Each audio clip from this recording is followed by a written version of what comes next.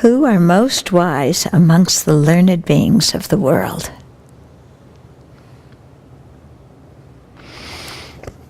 Those who use their hands to take up and put down what is appropriate. Who are most wise amongst the learned beings of the world? Those who use their hands to take up and put down what is appropriate. So he's not talking about physically taking up and putting down with your hands. What he's talking about is what to practice and what to abandon on the path. What practices you take up and you integrate into your life and you work on to develop, and what activities you put down because they're leading you away from where you want to go. Okay?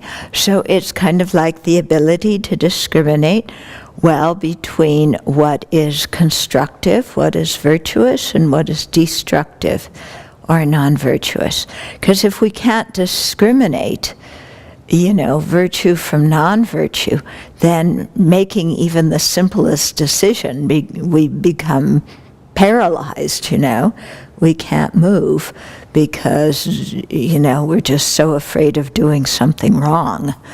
Yeah. So we have to learn, through studying about karma, and that helps. But practicing the path isn't just about karma and ethical discipline. It's also knowing the other practices to take up and practices to abandon, or activities to do, activities to stop doing. Yeah, and so we learn these when we study the other teachings, the Lamrim teachings, even ornament to clear realization. We learn the Bodhisattva path and their practices, what the deeds of the Bodhisattvas are. So we learn what we need to start to practice, even if we can't practice it perfectly. And we learn what to start abandoning, even if we can't abandon it perfectly. I remember some years ago, it was I think like in 93, Alex Burson and I were talking, and he was commenting about how the teachings are always presented in the most ideal way, about how a bodhisattva acts. And he was saying, but, we're not totally people who don't know anything about the Dharma, but we're not bodhisattvas, high-level bodhisattvas either. So how do we practice somewhere in the middle, which of course is a very broad range of things. And he asked His Holiness in the conference, and His Holiness said, you just practice and do the things as best as you can.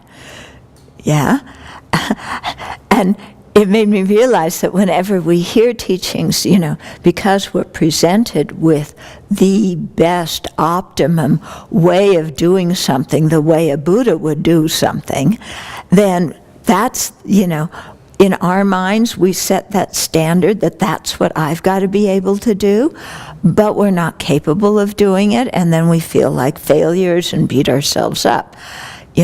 Whereas His Holiness, it was just saying, look, you're getting the whole complete instructions of how to do things the best way. And what else is the Buddha going to teach you? Half of the instructions you need, for how to do it? Or is he going to teach you, like, the not best way?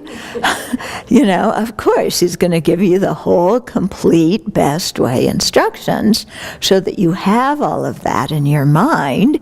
And then, of course, the only alternative you have is to do what you're capable of doing. There's no other alternative, because you can't do more than you're doing. Yeah, I guess the other alternative would be giving up totally, but that's kind of stupid and useless. Yeah, and so, His Holiness said, you just do the best you can. Yeah, which is so practical, and it makes so much sense, doesn't it? So at the same time we're learning, these glorious bodhisattva activities that are immeasurable and limitless and inconceivable, instead of, comparing ourselves to those bodhisattvas and coming out as a dimwit, yeah, it's better just, that's our model, that's where we're going, and so we just do the best that we're capable of doing, and by doing that, then we will slowly be capable of doing more and doing better. Yeah, that's the only way to progress.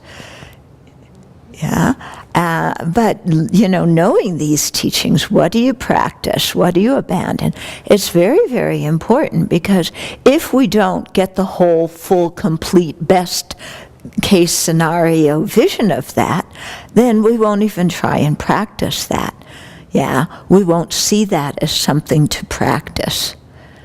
Yeah, and we'll get very confused about what to practice and what to abandon.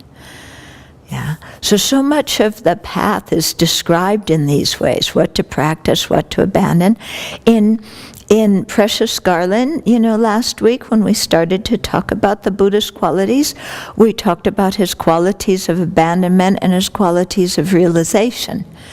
So that's the outcome of what to practice. You have the Buddha's realizations, and what to abandon, you have the Buddha's abandonment.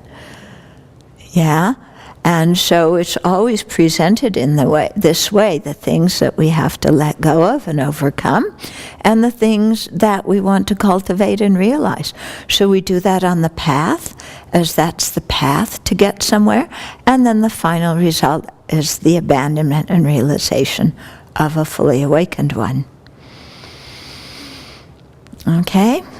So, using our own wisdom, first to learn these, the wisdom of hearing, thinking about them so we have the right idea, having that wisdom, and then the wisdom of practicing and meditating and integrating these in our lives.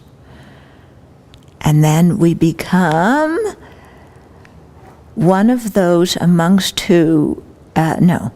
one of those who are the most wise amongst the learned beings in the world. Okay? So being the most wise isn't about rocket science, because you can meet people who have incredible degrees and they're geniuses according to worldly intelligence, but in terms of the Dharma, they're like super dull. They're the dull beyond the dull disciples because they don't understand, anything about the Dharma, because the mind is totally closed. Yeah. So being wise, being intelligent, in the Dharma is very different than being wise and intelligent in worldly ways. Okay.